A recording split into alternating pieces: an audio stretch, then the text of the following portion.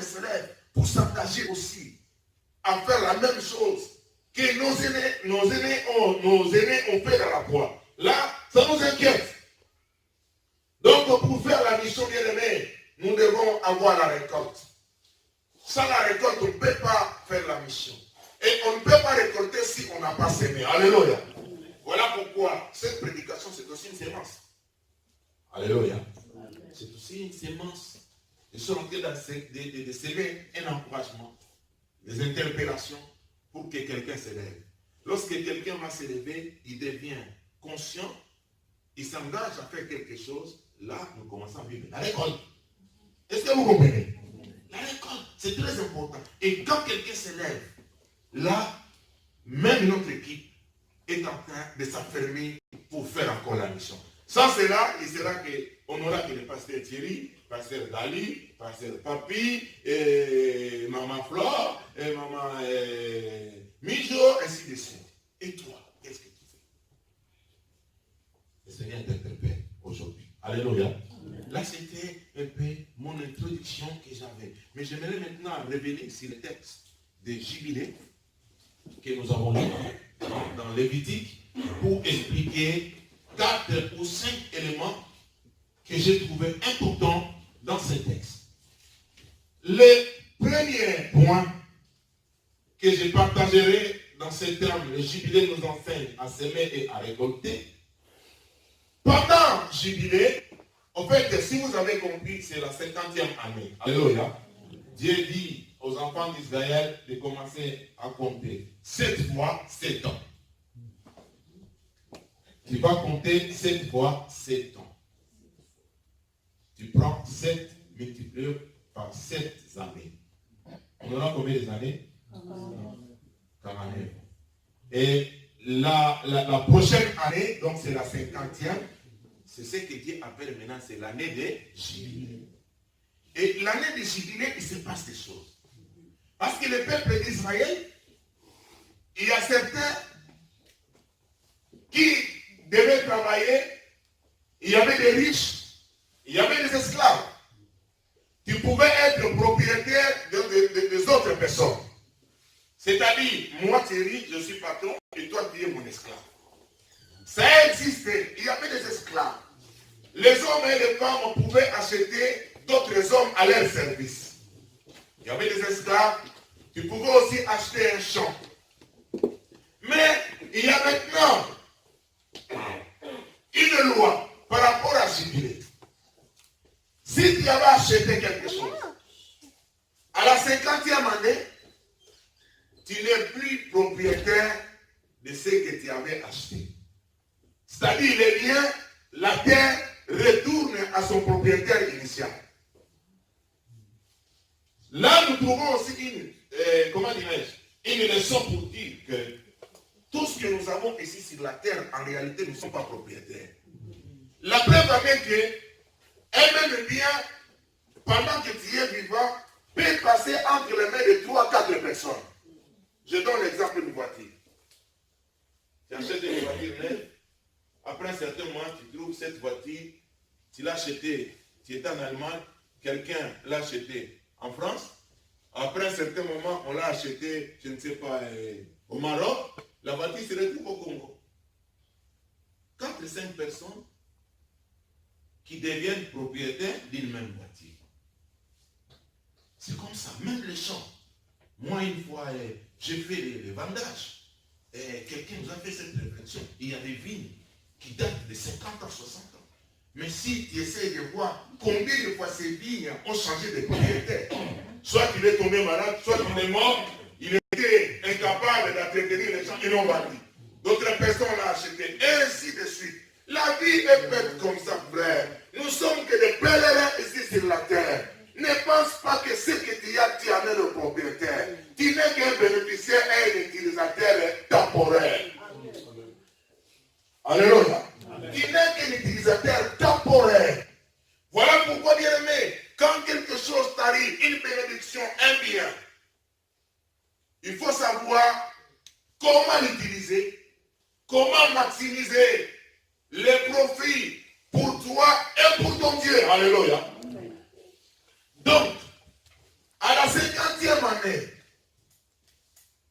toutes les dettes, celui qui avait une dette de quelqu'un, la dette devait être annulée. C'est ça le jubilé. Et les esclaves, celui qui était esclave de quelqu'un, il a travaillé pendant 50 ans, un dur labeur. Vous savez, les esclaves ont mené une vie misérable. Tu vas couper le bois, tu rentres le soir affamé pendant qu'il fait froid. Tu n'es pas le premier à utiliser ce bois pour se chauffer. Il faut que ton patron, ton propriétaire, l'utilise. Et toi, tu n'as même pas droit.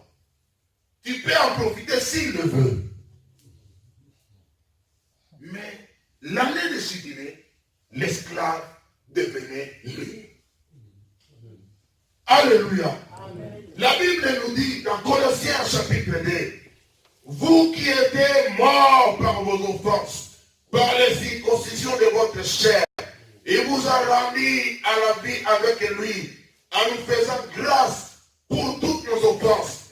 Il a effacé l'acte dont les ordonnances nous condamnaient, qui subsistait contre nous. Il l'a détruit en le clouant à la croix. Il a dépouillé les dominations, les autorités, il les a livrées publiquement en spectacle, en triomphant d'elles par la croix. J'aimerais te dire, en Christ, tu vis ton jubilé. Alléluia. En Jésus-Christ bien-aimé, nous vivons notre jubilé. En Jésus-Christ, nous ne sommes pas esclaves. Amen. Combien de chrétiens continuent à être esclaves? Combien de hommes continuent à être esclaves? Alors que nous, en Christ, nous vivons déjà notre jubilé. Pourquoi? Parce que Jésus-Christ est mort pour nous libérer. Alléluia. Jésus-Christ est mort pour nous libérer des jours du péché, des jours de malédiction. Voilà pourquoi la Bible nous dit, dans Romains 8, verset 1, il n'y a donc maintenant aucune condamnation pour ceux qui sont en Jésus-Christ. Alléluia. C'est-à-dire, ceux qui sont en Christ, il n'y a plus de condamnation en eux. Voilà pourquoi, frère, toi qui es venu en Christ, tu dois vivre dans la vérité. Si tu n'as pas donné ton cœur d'une façon sincère et véritable, tu dois refaire ton engagement pour que tu sois dans le vrai. Parce que la Bible nous dit, ceux qui sont en Christ, ils ne sont plus esclaves. Jésus est mort, c'est-à-dire, Jésus nous a introduit à vivre notre jubilé. Nous n'attendons pas 50 ans, mais notre jubilé c'est maintenant. Hey, alléluia. Amen. Notre jubilé c'est maintenant.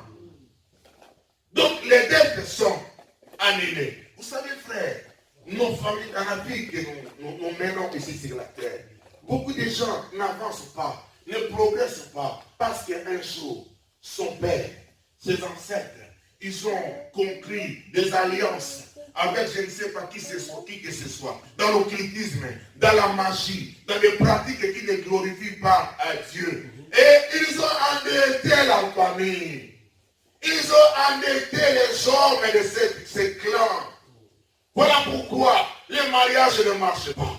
Tu fais comment? Le travail. Tu as le diplôme, tu ne peux pas trouver le travail. Parce qu'il y a une dette. Parce que tu as cette dette, derrière la dette, il y a une réclamation. On te réclame toujours au chômage. On te réclame au célibat. Parce que tu avais une dette que tes parents ont conclue, tes ancêtres dans le monde de ténèbres. Et toi, tu es maintenant victime. Parce qu'il y a une dette.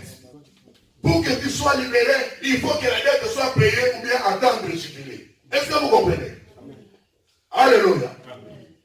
Il faut que la dette soit payée ou bien attendre le jubilé. Mais gloire soit rendue à notre Dieu. Il a réduit le temps de jubilé pour toi. Il a réduit le temps. Tu n'attendras pas 50 ans. Ton jubilé, quand tu crois en Jésus, la Bible dit, il a effacé l'acte dont les ordonnances nous condamnaient. C'est-à-dire, Jésus-Christ annule toutes ces dettes. Les dettes de famille, les dettes spirituelles, les dettes de célibat, les dettes de maladies héréditaires. Dans la famille, à un certain âge, les gens meurent que d'une même maladie et de même façon. C'est une dette. Et dans la famille, et personne ne se marie. Quand il se marie, un mois, 6 mois après, une année, c'est fini, il n'y a que divorce. Et la situation, c'est qu'il y a une dette quelque part. Pour que tu sois libre, il faut un jubilé. 50 ans. Est-ce que tu vivras 50 ans? Non. Jésus est capable de réduire les 50 ans à un jour. Alléluia. Les 50 ans en 30 minutes. Parce qu'il est capable. Alléluia. Il est mort pour toi. Il a payé cher pour que tu sois sauvé. Bien aimé, c'est ça la première vérité que nous avons ici. C'est-à-dire que pendant les jubilés, les dettes sont effacées. Deuxième vérité, les esclaves sont libres. Ils n'appartiennent à personne. Alléluia. Alléluia. Dis avec moi, je suis libre. Vous savez qu'il y a certains êtres humains, certains amis même qui sont ici en Europe, ils appartiennent à un certain chef de famille qui sont restés en Afrique. Il y a quelqu'un qui contrôle toute la famille. C'est-à-dire, c'est comme s'il a, je ne sais pas, une marmite ou bien il a le jeu là de Nintendo, il est en train de vous manipuler là la télécommande. Voilà. Il te manipule. C'est-à-dire, tu es limité, tu es dans son champ de vision. C'est-à-dire, tu lui appartiens. Tu lui appartiens. Tu es son esclave sans le savoir. Tu es son esclave sans le savoir. Il peut te manipuler comme il veut. Si ce jour-là, il a du plaisir de te faire du mal, que tu ne puisses pas marcher très bien, il dit, ah, je l'envoie quelque chose, ne va pas marcher une semaine. Ok. Une semaine, toi, ici en Europe, tu ne peux pas marcher. Il dit, je lui avais demandé quelque chose, il a résisté. Ok. Je mets sa tête sur la casserole, il aura mal à la tête atroce pendant 2 mois. 2 mois, mal à la tête. On part à l'hôpital, on ne trouve pas de maladie. Les médecins disent, madame, monsieur, tu n'es pas malade. Mais toi, en réalité, tu as mal à la tête. Il y a quelqu'un qui a un pouvoir sur toi, qui est en train de manipuler pour que ta tête, que tu sois malade. Pas c'est toi. C'est lui qui te manipule, je ne sais pas où. Quand tu es en Christ et que tu as une vie de sémence, je vais semer ma vie dans la prière. Je vais semer ma vie dans la parole, dans la crainte de Dieu. Le sorcier, il va t'appeler, il va dire, écoutez, toi, depuis que tu es en Europe, tu as touché l'occultisme. Parce qu'il ne va pas te retrouver dans ces incantations. Parce que maintenant, tu es protégé. Alléluia. Protégé par le sang de Jésus. Quand tu dors la nuit, les anges campent tout autour de toi. Tu dors et tu te lèves le matin, tu glorifies le Seigneur. Frère, en Jésus-Christ, nous sommes en sécurité. Amen. Tu cesses d'être une propriété de quelqu'un, tu deviens la propriété de Dieu. Amen. Et quand tu deviens la propriété de Dieu, celui qui te touche, c'est comme s'il touchait la pénale de Dieu. Alléluia. C'est comme s'il touchait à la pénale de Dieu. Troisième vérité, par rapport au jubilé, la Bible nous dit, attends, je vais lire ça, le verset 14. Si vous vendez ou vous achetez un terrain à votre prochain, qu'aucun de vous ne laisse son frère. Il achètera à ton prochain en comptant les années depuis le jubilé. Écoutez-moi bien, j'aimerais que nous puissions réfléchir. Il te le vendra en comptant les années de récolte. Plus il y aura d'années de récolte, plus haut tu fixeras le prix. Moins il y aura d'années, plus bas tu le fixeras. Continue. Car c'est le nombre de récoltes qui te vend. Alléluia. Qu'est-ce que vous avez compris par là? Je ne sais pas si vous avez compris la même chose. J'explique. Quelqu'un qui était propriétaire des terrains, après 50 ans, c'est-à-dire il a déjà utilisé, alléluia, il a semé, il a mis peut-être des vignes. Chaque année, il semait, je ne sais pas, des semences de la culture trimestrielle ou bien annuelle. Chaque année, il récoltait. Il a travaillé pendant 5 ans. Parce que Jubilé dit que pendant les 50e année, les champs doivent retourner auprès de son propriétaire. Alléluia. Et maintenant, toi, tu récupères ton champ qu'on a utilisé pendant 50 ans. Tu veux maintenant le vendre. Après 50 ans, quelqu'un d'autre. Alléluia. Comment, à quel prix tu vas le vendre?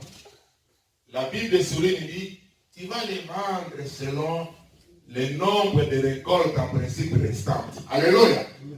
Supposons que c'est une vigne qui a déjà fait 50 ans.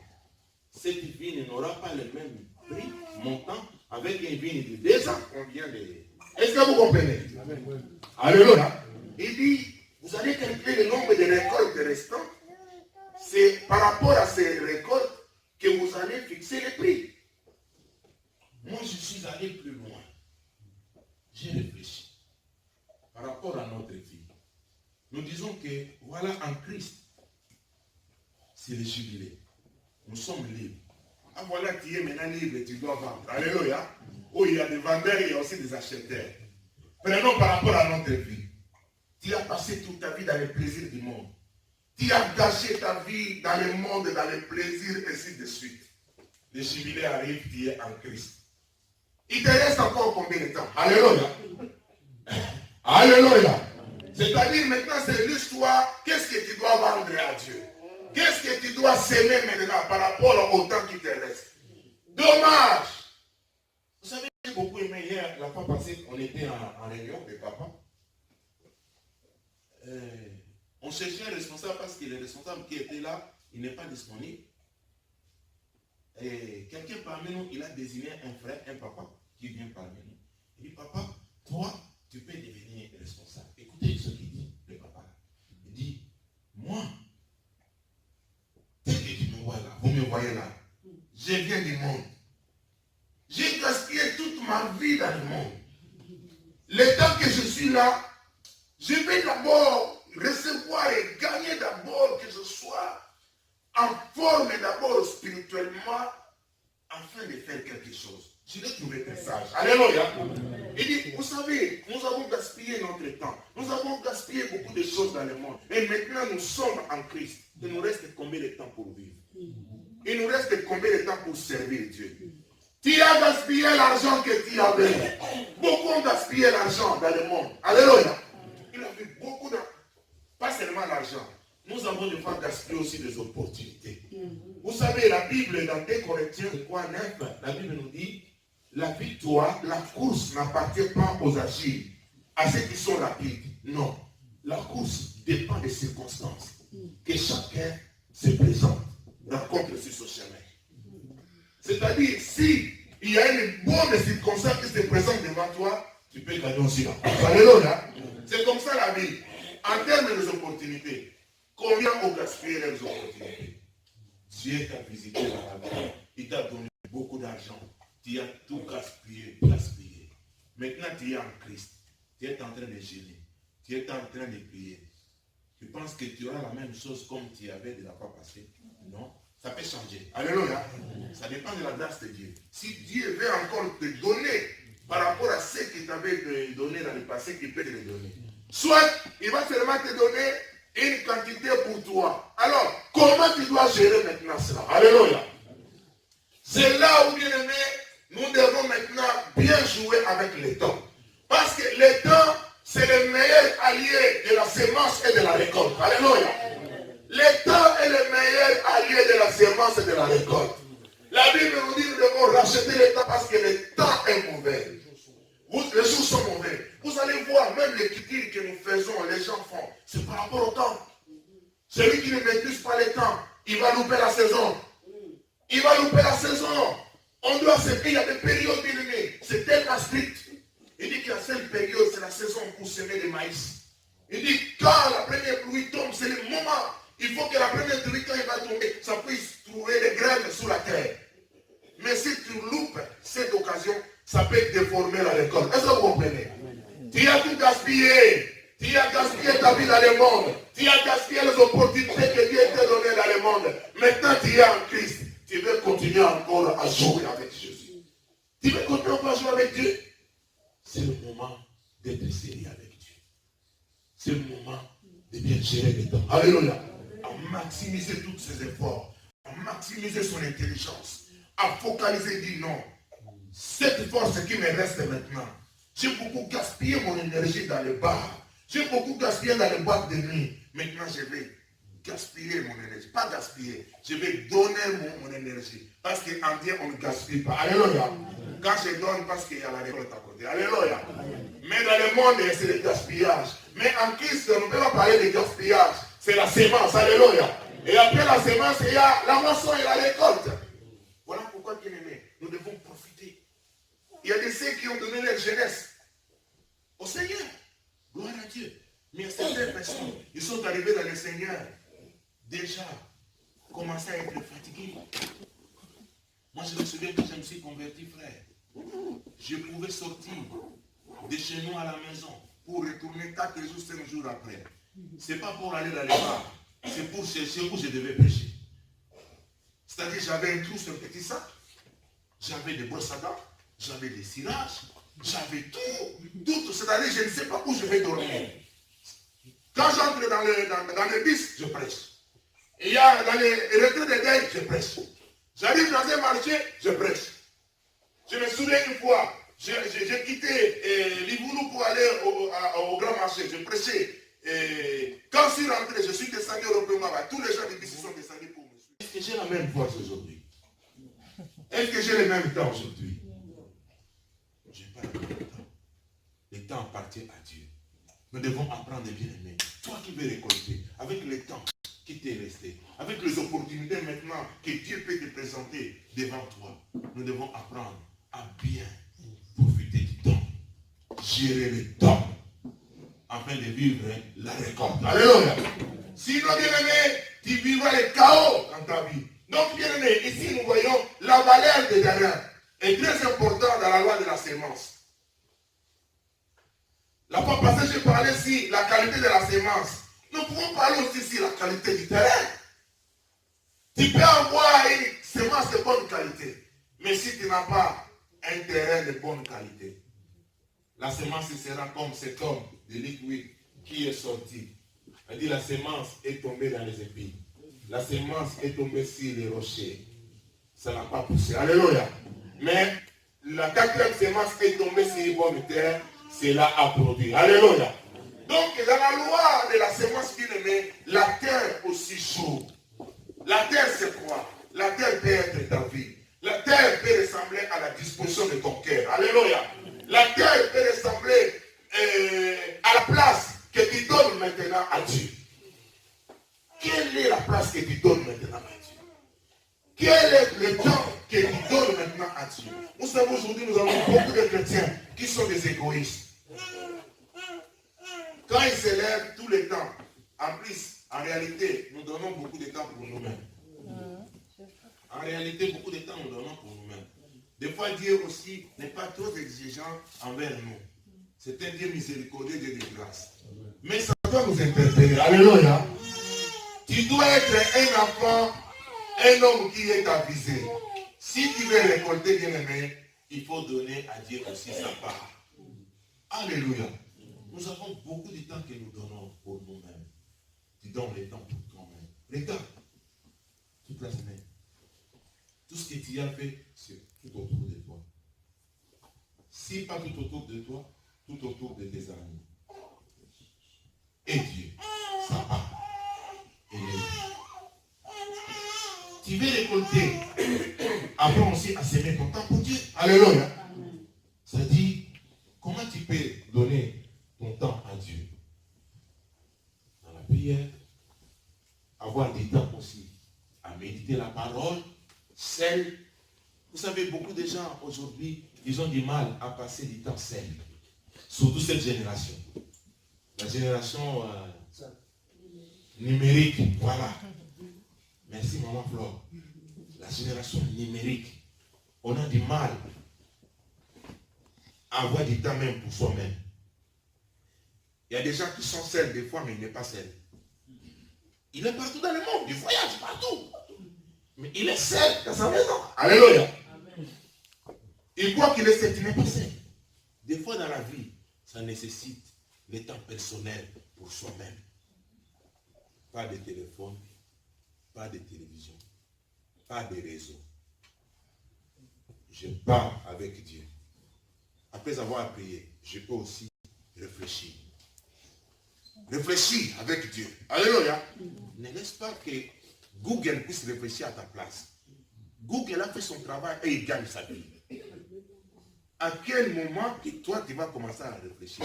Beaucoup de gens sont devenus des fainéants intellectuels parce qu'ils ne réfléchissent pas. C'est Google qui réfléchit ça à leur place. J'ai regardé une vidéo, un film à la télévision, que beaucoup des enfants ces derniers temps ne sont pas intelligents parce que trop collés aux images, trop collés à l'internet, trop collés au téléphone. Ils n'ont pas le temps d'exercer leur cerveau. Le cerveau doit être exercé, alléluia. Mais quand tu te contentes seulement à consommer, c'est que les autres ont réfléchi.